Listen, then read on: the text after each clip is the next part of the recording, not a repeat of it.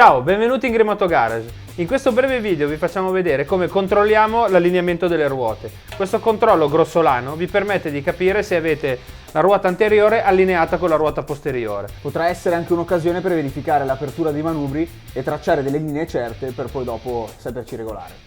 Bene, vediamo l'occorrente per questa lavorazione. Un morsetto almeno di questa dimensione, un filo lungo almeno 5 metri, un righello ed 1 metro.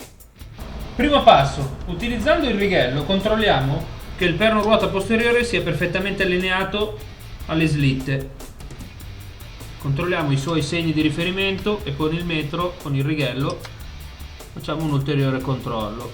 2, 3, 4 tacche, controlliamo anche da questa parte. 1, 2, 3, 4 tacche. Ok, è allineato. Se non è allineato, allentiamo il perno ruota e con i registri portiamo il perno ruota posteriore perfettamente allineato. Passo 2. Facendovi aiutare da un vostro amico, utilizzate il filo senza imbrogliarlo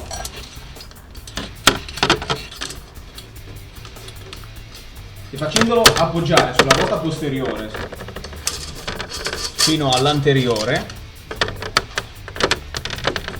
troviamo un punto fermo e ci aiutiamo in questo inserendo la marcia in modo che la ruota non gira, non ci fa scappare il filo.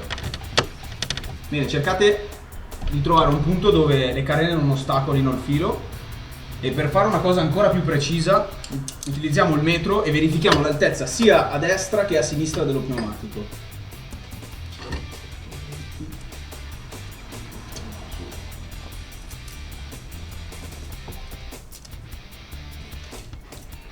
Perfetto.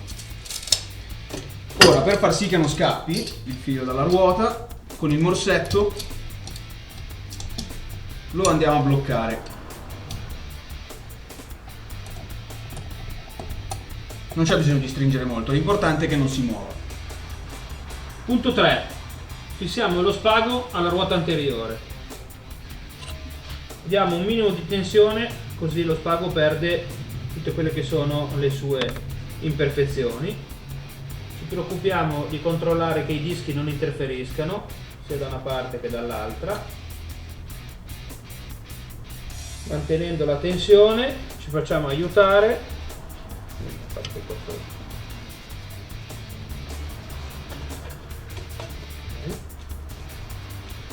e andiamo a fissare con un nodo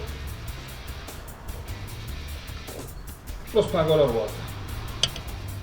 Il nodo. A questo punto andiamo a verificare che la ruota anteriore sia perfettamente allineata con quella posteriore. Con il righello ci appoggiamo al canale del cerchio senza spostare il filo e andiamo a misurare i centimetri che ci sono tra il canale e il filo. Prima da una parte e poi dall'altra. Ora possiamo controllare in riferimento all'allineamento delle ruote se le piastre delle forcelle sono allineate. Ci appoggiamo con il metro a un punto di riferimento sulla forcella e prendiamo come riferimento il tappo, le viti del tappo del serbatoio. Qui abbiamo 42,5, 42,6 e da questa parte invece abbiamo 42,1. 42. Ok, quindi ci sono 5 mm di differenza tra le due forcelle, quindi le piastre delle forcelle in questo caso sono leggermente storte di 5 mm. Arrivati a questo punto possiamo anche controllare se i semi manubri si sono aperti o risultano essere storti. Prendendo un punto fisso sul telaio 76,5. Vite di traietto superiore.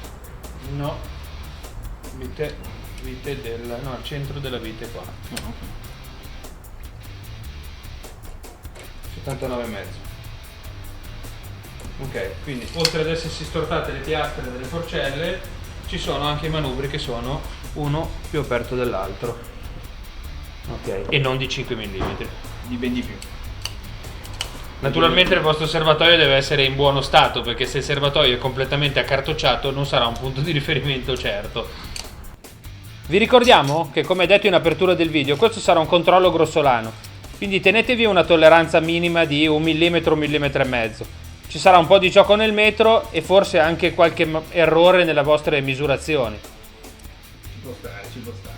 Ci può stare. Per qualsiasi altro video seguiteci sulla nostra pagina di Facebook o sul nostro canale YouTube. Alla prossima! Ciao!